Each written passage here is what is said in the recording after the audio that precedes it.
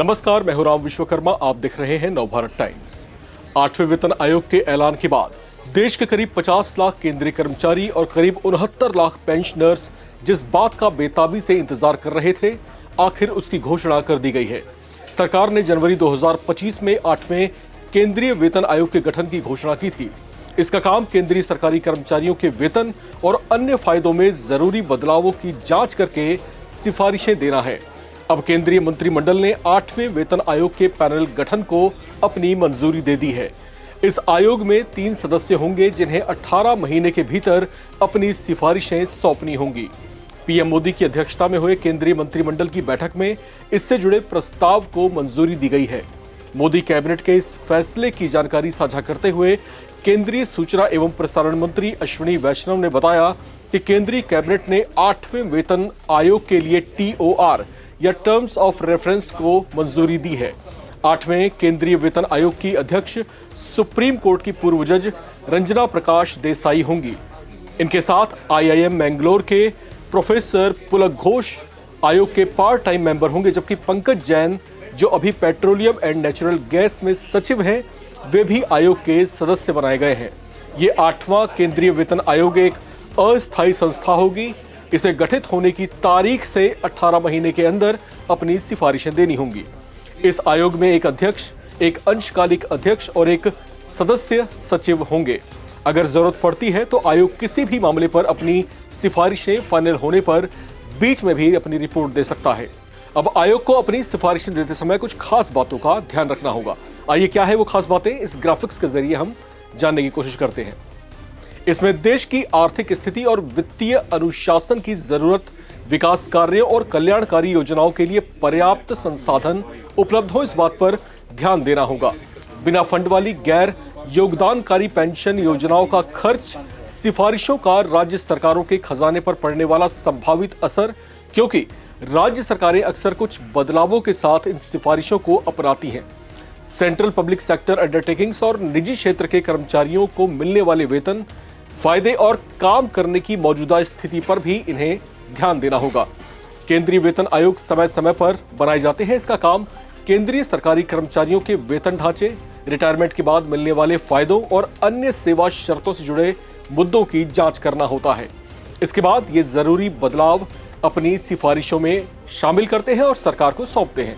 आमतौर पर वेतन आयोग की सिफारिशें हर 10 साल के बाद लागू होती हैं।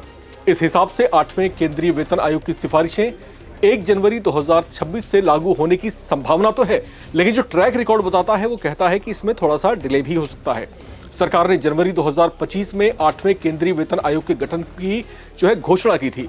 इसका काम केंद्रीय सरकारी कर्मचारियों के वेतन और अन्य फायदों में जरूरी बदलावों की जांच करके सिफारिश देना है। वेतन संशोधन फिटमेंट फैक्टर पर निर्भर करता है। फिटमेंट फैक्टर एक संख्या है जिसका इस्तेमाल कर्मचारी के मूल वेतन की गणना के लिए किया जाता है। ये किस तरीके से किया जाता है, इसे हम ग्राफिक्स के जरिए समझते हैं। 7वें वेतन आयोग में ये 2.57 था।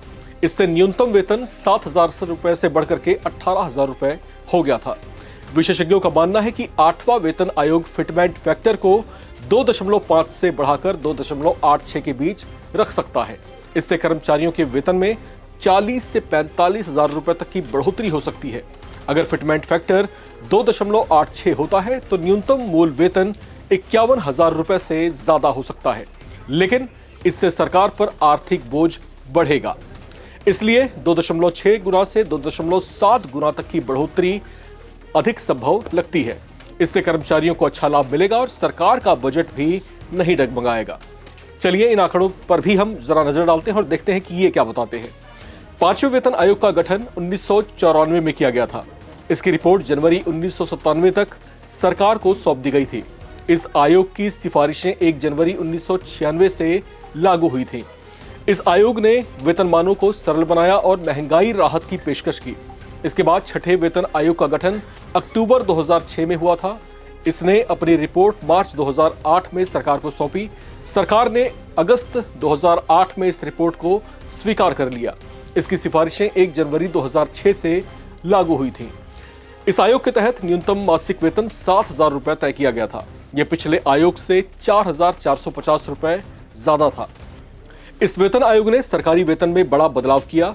इसने पे बैंड और ग्रेड पे की व्यवस्था लागू की, जिससे वेतन में काफी बढ़ोतरी हुई। 7वें वेतन आयोग का गठन फरवरी 2014 में हुआ था। इसके TOR मार्च 2014 तक की तय किए गए थे। आयोग ने अपनी रिपोर्ट नवंबर 2015 में सरकार को सौंपी और सरकार ने जून 2016 में इस रिपोर्ट को मंजूरी दी। इसकी सिफारिशें जनवरी 2016 से प्रभावी हुई। अभी जो ट्रैक रिकॉर्ड है, इसको देख करके आप ये अंदाजा लगा सकते हैं कि जो वेतन आयोग का गठन होता है और जो पैनल गठित किया जाता है, तो ये जो पूरी प्रक्रिया होती है, टाइम टेकन प्रक्रिया होती है। अगर कोई आपको ये बताने की कोशिश करे कि भाई ये तो फटाफट से हो जाएगा या फिर जनवरी 2026 से ही लागू हो सकता है, तो ये थोड़ा सा यकीन करने लायक बात नहीं होगी, क्योंकि जो पिछले 3 वेतन आयोगों का ट्रैक रिकॉर्ड है, ये बताता है कि ये जो है एक लंबा प्रोसेस लेता है। और इस बार भी जो पैनल गठित किया गया है, इसको जो अवधि दी गई है वो 18 महीने की अवधि है। इन 18 महीनों में ये रिपोर्ट तैयार करेंगे, तमाम पहलुओं पर विचार करेंगे, इसके बाद अपनी रिपोर्ट को ये सबमिट करेंगे। उसके बाद फिर सरकार भी समय लेगी उसको एनालाइज करने में कि जो सिफारिशें आई हैं क्या मौजूदा दौर में उसे लागू किया जा सकता है, तो उसे कंसीडर किस रूप में किया जाएगा, यह भी एक फैक्टर होगा जो समय लेगा। तो इस हिसाब से अगर बहुत जल्दी जल्दी भी चीजें होती हैं, तो जो संभावनाएं व्यक्त की जा रही हैं वो यही है कि 2027 से जो है केंद्रीय कर्मचारियों को 8वें वेतन आयोग का लाभ वाकई मिलना शुरू हो जाएगा। लेकिन ये तमाम बातें फिलहाल अनुमानों पर आधारित हैं, क्योंकि समय की प्रक्रिया है, उसमें कितना समय लगता है वो जो है पैनल तय करेगा और फिर जो कानूनी जो तौर तरीके हैं इसमें आजमाया जाएगा। फिलहाल इस रिपोर्ट में इतना ही। बाकी अपडेट्स के लिए आप बने रहें और देखते रहें नवभारत टाइम्स। बड़ा फैसला लिया गया 8th पे कमीशन को आज माननीय प्रधानमंत्री जी ने अप्रूव किया।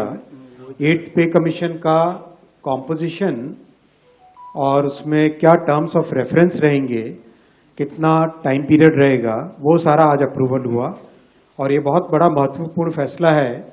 आपको पता है कि अभी हाल ही में जनवरी में ही इन प्रिंसिपल अप्रूवल हुआ था कि किस तरह से 8th पे कमीशन का फॉर्मेशन किया जाए और इतने कम समय में 8th सेंट्रल पे कमीशन का गठन भी कर दिया गया। इसके लिए काफी बड़ा कंसल्टेशन होता है। कई मंत्रालय जिनमें बड़ी संख्या में सरकारी कर्मचारी हैं सेंट्रल गवर्नमेंट के, डिफेंस हो गया, होम हो गया, रेलवे हो गया, और DOPT के माध्यम से जो जॉइंट कंसल्टेटिव मैकेनिज्म है सभी यूनियंस का, सभी फेडरेशंस का, उस JCM के साथ भी डिटेल्ड कंसल्टेशन होता है। इन सब कंसल्टेशंस के बाद में ये टर्म्स ऑफ रेफरेंस फॉर्मेशन किया गया है। तो ये बहुत ही एक इम्पॉर्टेंट टाइमली एक्शन ले लिया गया है और करीब 50 लाख सेंट्रल गवर्नमेंट के एम्प्लॉयज हैं। कई राज्य सरकारों के साथ भी इसमें कंसल्टेशन किया गया और करीब सभी राज्य सरकारों ने इसमें सहयोग दिया है। 18 मंथ्स के अंदर ये रिपोर्ट आएगी इसकी 8th पे कमीशन की। जस्टिस रंजना प्रकाश देसाई को इसका चेयरपर्सन बनाया गया। आप सब जानते ही हैं जस्टिस देसाई को, हमारे प्रेस काउंसिल ऑफ इंडिया की चेयरपर्सन है और बहुत ही अच्छा उनका एक long history of public service है। So she will be heading the 8th pay commission. Professor Pulak Ghosh from Bangalore, I am, and Mr. Pankaj Jain, who is Secretary Petroleum and Natural Gas, he will be the member secretary.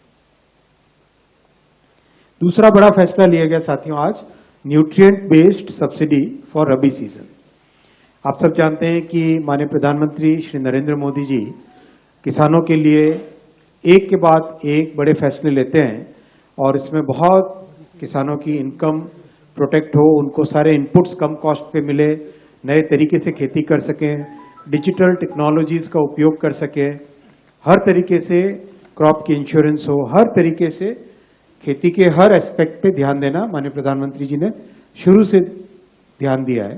आज जो फैसला लिया गया है वो है जो हमारे न्यूट्रिएंट बेस्ड सब्सिडी स्कीम, उसके अंडर P और K, वैसे PK का कुछ और भी मतलब होता है, लेकिन यहाँ P और K, फास्फोरस और पोटैश और सल्फर, इसकी जो 28 ग्रेड्स ऑफ P&K फर्टिलाइजर हैं, उन सबका सब्सिडी का प्रोग्राम आज अप्रूव हुआ। और जैसा आपने पहले भी पिछले कैबिनेट ब्रीफिंग्स में देखा है, जो बड़े फैक्टर्स हैं, इंटरनेशनल प्राइसेस कितने हैं, किस तरह से कॉस्ट पे इम्पैक्ट आ रहा है, किस तरह से डिलीवर्ड प्राइसेस हमारे होते हैं, ओवरऑल सारे फैक्टर्स को मिला के जो बैलेंस्ड यूज करने के हिसाब से जो डिसाइड होता है वो आज डिसाइड किया गया है। और फास्फोरस, पोटैश और सल्फर के रुपीस पर किलोग्राम, नाइट्रोजन का भी NPKS, इनका रुपीस पर किलोग्राम के ये प्राइसेस डिसाइड हुए हैं। P और S न्यूट्रिएंट्स है जो कि इसमें रबी में काफी बड़ी मात्रा में यूज होते हैं, उसके प्राइस करीब 1 to 10% हायर है compare to the previous prices, subsidy actually. Then cabinet approved about 37,952 crore rupees का इसका जाएगा टोटल आउटगो, और 1 अक्टूबर 2025 से ये रेट्स एप्लीकेबल हो जाएंगे।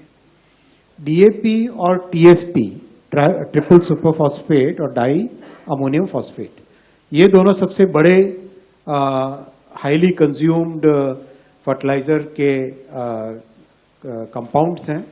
इनका करीब 60% इन दोनों का होता है कंजम्पशन। इन दोनों के लिए एक स्पेशल पैकेज भी रखा गया है जिससे कि जो फार्मर्स को, किसानों को जो रेट मिले वो रेट बिल्कुल कांस्टेंट रहे, वो बिल्कुल ना बढ़े।